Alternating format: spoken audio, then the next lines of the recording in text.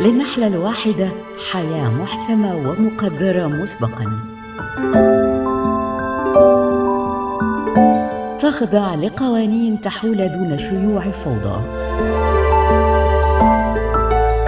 ولها سلوك محكوم كلياً منذ أيام حياتها الأولى طبقاً لقوانين الخلية.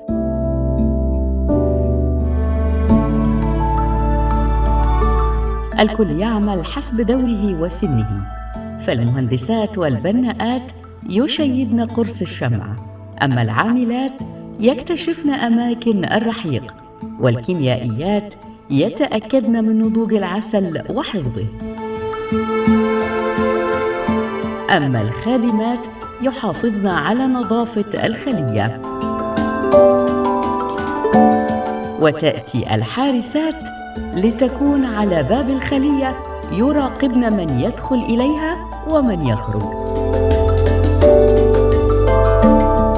أما الملكة رغم أنها أهم أفراد مجتمع النحل فهي لا تحكم، غير أنها تنتج هرمونات تحدد مختلف سلوك النحل، وعملها الحقيقي هو إنتاج البويضات.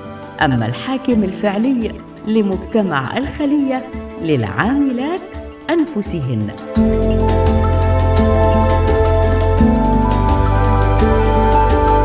لو نظرنا بإمعان على ما أبدعه الخالق سبحانه وتعالى لما وسعنا إلا أن ننظر إلى مشط الشمع الذي ينبته النحل، والخالق أرشد العاملات إلى كل تلك الأعمال العظيمة التي تقوم بها بإتقان لا مثيل له.